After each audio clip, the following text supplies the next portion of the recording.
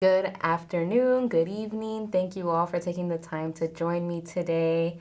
My name is Cynthia Alvarez, and this is the Grand Boulevard Coalition Show.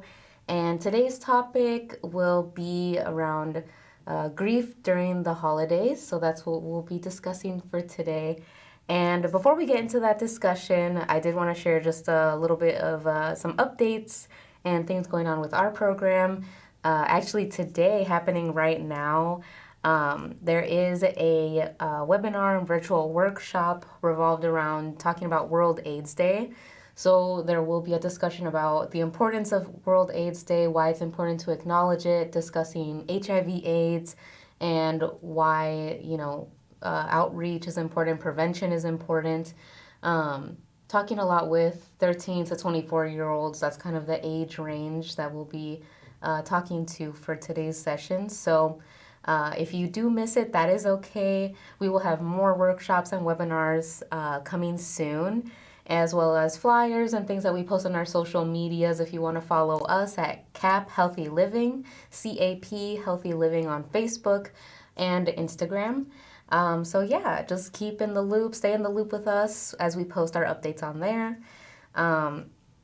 So that's what we'll be discussing there for today. But if you would like to stick around here, that would be great. So today, our show, like I mentioned, will be discussing grief during the holidays. And I feel like it's a really important discussion to talk about just because since it is the holiday season, there's a lot of happy times, a lot of good memories to be making during this time with your family and your loved ones. But for some people, experiencing loss, dealing with loss during this time, it can be harder for those who are experiencing it since they might see others who are with their families, with their loved ones. They're just missing their loved ones extra hard during this time. So I feel like it's important just to talk about and bring awareness to grief during the holiday season. Just talking about the importance, talking about what we can do to cope with that, and what that looks like for other people. Because it's different for everybody and everybody copes and processes their feelings differently. So, yeah, we're going to go over a lot of that today. So, kind of thinking a little bit about grief. And if some of you do remember, I might have done a topic about this a while ago, but it's good just to have a refresher and also, just like I said, focus on the holidays. But thinking more about the definition of grief, right?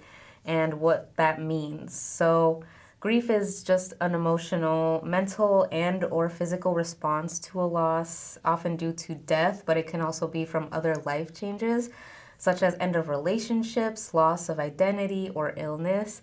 And it's also possible to grieve someone who is still alive, but is probably going through that process where end of life is near for this person, someone that you love that is close to you. People can grieve during that time as well. And it's important to be aware of these things. And like I said before, it doesn't even have to be about grieving someone that you lost that due to them passing on. It can be someone that you broke up with in a relationship and that person meant a lot to you, right? There was a lot of connection and emotion tied to that relationship that you have to just learn to cut off of your life to move on. And that can cause someone to feel grief and feel loss as well. And also loss of identity. So just maybe someone that you thought you were, maybe you learned something life-changing about yourself that can make you rethink who you are and have to kind of reprocess and kind of look at yourself in a new way, right? So grieving the person that you once were into the person that you're now seeing yourself as, right? So that can be a grieving process to go through as well. And yeah, so grief can not only impact the person experiencing the grief, but it can also impact the people around them. So for an example, maybe a mom with some children, young children, experienced the loss of someone they loved, and they're gonna going through the process of grief. Those feelings can be seen and can be felt from other people that may live with them, that may even just be friends with them or related to them, especially if they're kind of they know how this person usually is on a day to day, and just kind of noticing the changes around them, their emotions. Maybe they're not acting the way that they used to. So you can definitely feel that, and especially children and other loved ones that you may live with as well. So yeah, it definitely kind of doesn't affect just one person. It definitely it's not just the person in that bubble. It goes outside of that bubble too. Um, and yeah, so something that I actually recently learned about that I didn't know of is that there is a new disorder related to grief that was included in the DSM 5. And the DSM 5, I've probably mentioned it before, but the DSM 5 is a book that has a list of all the different disorders, external, internal disorders that people have and that people are diagnosed with. So it's updated kind of regularly, depending on what people discovered during the time, especially with new things going on in the world, and just like COVID, and there's, just so many things. But prolonged grief disorder, also known as for short PGD, is something that is kind of like a deeper, more enhanced or more intense feeling of grief. That's the word I was looking for. So it's something that you feel, these feelings are more intense than someone who, not to say that grief is that there's a normal way to feel grief, because grief is different for everybody. It's a very different process for everybody. The healing process is different for everyone. It's not to say one specific way is more normal than the other, but there are ways to kind of tell how this grief has turned into something destructive and something that is harmful for the person experiencing it, because now maybe they're not taking care of themselves.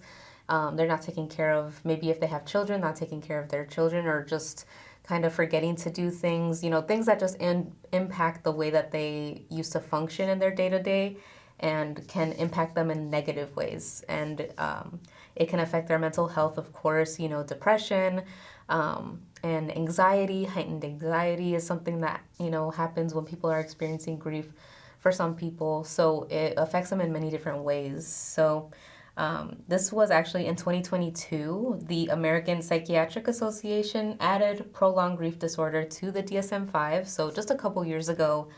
And some of the criteria for PGD are intense yearning or thoughts about the deceased, significant and persistent degrees of distress, and significant decrease in functioning. So these are just some of the criteria for diagnosing somebody with this disorder. So it's not to say if you have these three things, you do have PGD, but it's something to consider. If it's something that you feel like you're experiencing, it's important to just see a psychiatrist or talk to a therapist and kind of go over these feelings.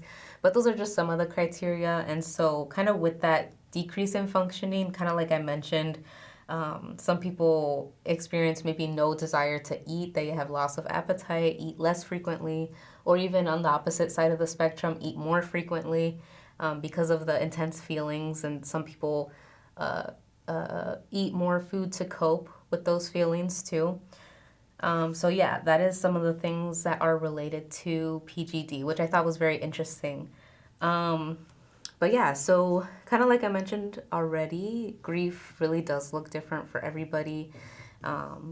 And for some people, the process can be, maybe in 1 month, they felt all the feelings of that grief and have accepted it and, learned to cope with it, right? But for some people, it might take 2 months. For some people, it might take maybe a year. And so it's different for everybody, and it's different emotions for everybody as well. So initially, some people will start to feel maybe a feeling of shock, right? A feeling of disbelief that I can't believe this happened. It doesn't feel like they're gone yet. It's like your brain hasn't fully processed that feeling of, oh, this person has passed away. And in your brain or in your mind, it's like they still feel like they're here. It's just the acceptance hasn't happened, right? And we will go a little bit over the 5 stages of grief, which is something that is kind of commonly talked about. But yeah, I'll go over that a little bit later. So like I said, those initial feelings of just shock, disbelief, and afterwards, some people may feel a consistent feeling of sadness. Some people feel anger. Some people even kind of go on the opposite side of that and feel numbness. So it really ranges from those kinds of emotions, right? And so it's different levels for everybody. It can be a more intense sadness for others. Some of the, levels of sadness does vary, and even anger, right? Some people process these feelings with anger, just angry that the person is gone, and feeling those feelings, right? So also thinking about that, some people may even feel relief depending on the circumstance of someone's passing. So, so thinking about that feeling, right? Feeling of relief. It's not to say that they feel good about someone passing away, but it's more of a sense of, as an example, if you had a relative that had passed with cancer and maybe you were caring for this person or you saw them very frequently, made visits to see them while they were still alive. And some people, talk about the pain that they see that their loved one is feeling or experiencing, and it kind of affects them, right? You feel very just sorry for your loved one. You hope that, they pass, and the pain, when you know that they have passed, you know that the pain has passed, and that kind of adds a sense of relief to some people of just, I'm glad they're not in pain anymore. So kind of feeling glad in that sense, that you're glad that they have passed. They're not feeling those intense feelings that you were kind of seeing and experiencing, just from seeing that, right? And so that kind of sense of relief can come with a feeling of guilt as well, right? Maybe you feel bad that you feel that relief. And some people have conflicting feelings when it comes to someone's passing, right? Some people may be grieving in other ways or accepting, the passing of somebody in different ways.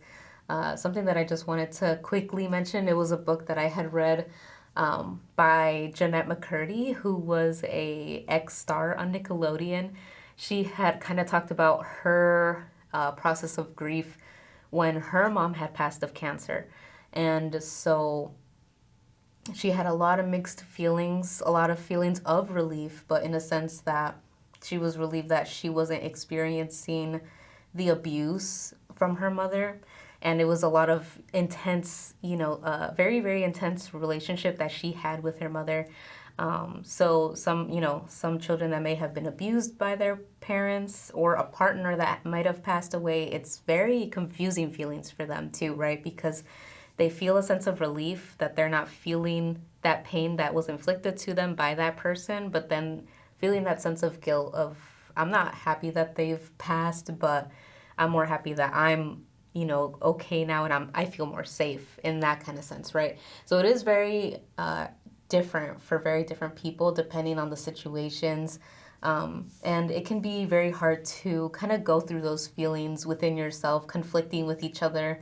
And that's why it's really important to kind of talk it through with someone and find support, ways to cope with those feelings, and just tell yourself that it's okay to feel all the feelings that you're feeling, regardless of those feelings of relief, but even the feelings of sadness, being okay with being sad, being okay with being angry, but also just learning to just kind of think to yourself or talk through to yourself or with somebody else, why am I feeling angry? Talk through those feelings of anger, and kind of get to the bottom of it, the center of why you're feeling those feelings.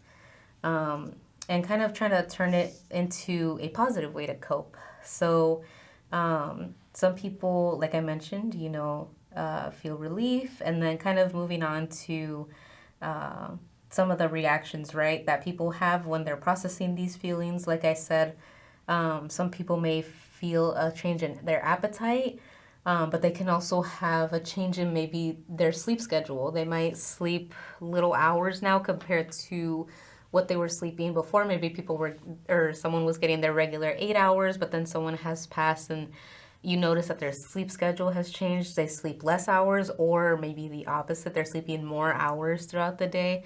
So these can kind of be some signs of concern if you're ever concerned about anybody that may be, grieving. And it's not to say that they can't grieve, right? It's not for us to try to go up to someone and say, hey, you shouldn't be grieving. Grieving is a very, very normal process. When someone passes away, it's a very normal experience, and everybody goes through grief. Everybody experiences grief. It's very universal. So it's universal in the sense that, everyone has experienced losing somebody in their life. And it's kind of that shared experience that we all have. So we all have to process it in our own ways. So we're here, if you have a loved one that has passed, or you have someone in your life that has had someone that has passed, you want to be there for them, and just ways to support them that are not ignoring their feelings of sadness, ignoring their feelings of maybe numbness, anger. It's really important for us as their friends or family to check in on them, just see how they're doing. If they're feeling sad, allowing them to go through that and say, "Hey, let's hang out." Or if they don't want to go out, "Hey, I can come over and let's watch a movie. Let's do something chill. We don't have to do anything crazy." Or if you really feel like they could do well with some going outside, because it's important to go outside every once in a while, making sure that your friend or loved one is getting that vitamin D from the sun, and just breathing the fresh air too. Being outside of your environment, your normal environment, can be good for you too. So just kind of encouraging people to, like, "Oh, let's just go out to the store, let's do some shopping, or let's take a walk around the neighborhood and just catch up." So just things like that, little things like that, will really help boost that person's mood and make them feel like they're not alone, right? And that's kind of what we want for these people. We want to help them, and we want to make sure that our loved ones are doing okay because we care about them, and we want to make sure that they have support kind of to get through this. And that's what helps people with grief get through it, right? Having the support systems that they need, having people there with them. Isolation can be something that hits people with grief kind of hard, not wanting to be around others and things like that too. So it's important just to check in with people. And kind of like I mentioned before, I wanted to talk very briefly about the 5 stages of grief. I kind of talked a lot about them, but there's no order to them. But in this article that I had found, they listed it as: first is the feeling of denial, not accepting that the person has passed. Then can be anger. Then can be bargaining, just kind of, internalizing, maybe like in situations where you feel that you could have done more for this person before they passed. Like, "Oh, maybe if I did this for them, this wouldn't have happened," or something like that, right? So bargaining with yourself, right? Then after that phase, depression can phase through, and then the last phase is acceptance.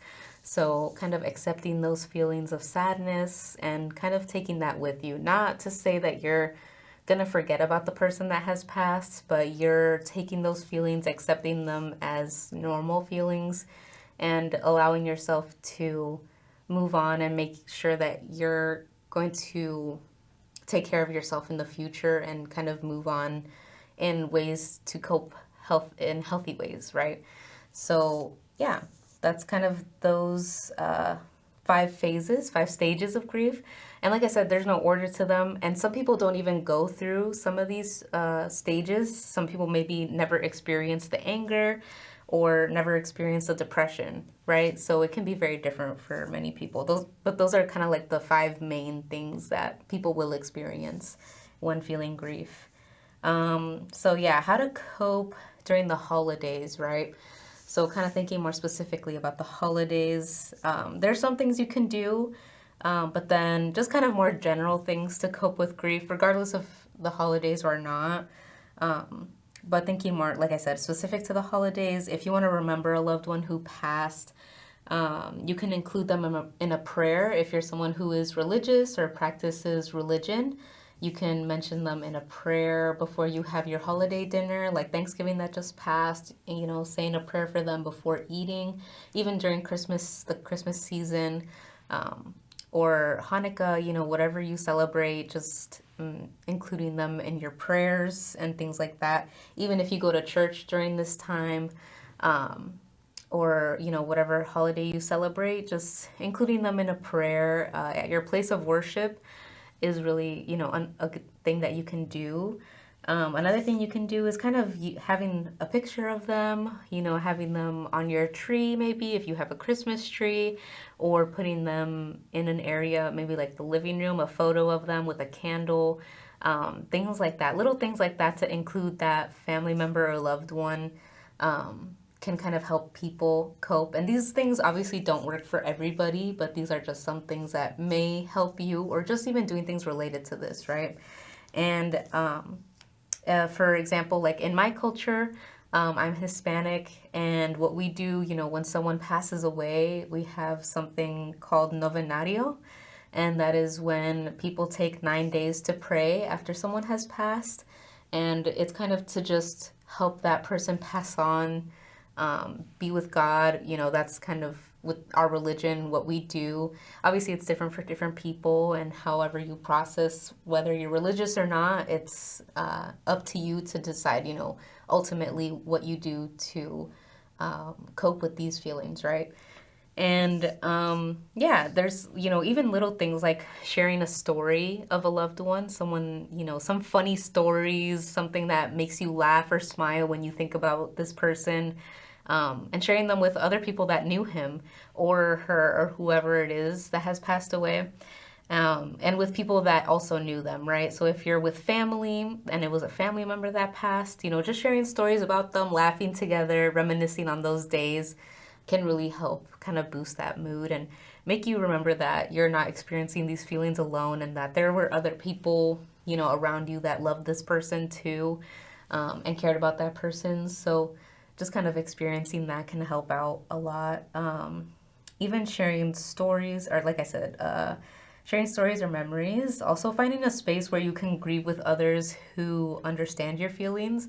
So maybe if you can't find anybody, in your home that might relate to the feelings that you're feeling, you can go online or in person, finding like free resources, even like pages, public groups, private groups, online or in person, where you can talk to people who have lost a loved one, depending on the circumstance too. Like there's people grieving people who passed, who had cancer, or victims of violence, things like that. So finding people that can relate to what you're feeling, right, and understand you and experience something similar to you can really help you cope and process those feelings as well. And also, help with avoiding isolation. And yeah, so just also, very last thing, being okay with canceling the holidays. There's so many people that will say, you know what, we're not doing Christmas this year. It brings too many difficult feelings up and emotions up that you don't want to deal with personally. And maybe because these holidays remind you of your family that have passed or loved ones that have passed. And you're just like, hey, let's just not do it this year. Let's do something else, maybe replace it with going somewhere, doing something fun, going out to eat, going and seeing people that you love. And it doesn't have to be related to Christmas or Thanksgiving, or whatever it is that you celebrate during the holiday season. Just kind of doing something to replace that, right? And making new memories, maybe even making a new tradition. Because the holidays will always be here. The holidays are here every year. So if you want to skip it for a year or two, it'll always be there. So yeah, that's something that people really do, and that is something that people can do to cope as well, right? It's very different for everybody. So whatever of these things that you found most interesting, it's important to learn, to share with others who are experiencing grief during this time. And just remember to check in on your people, check in on people that you love, make sure that they're doing okay. And yeah, stay together, take care of each other.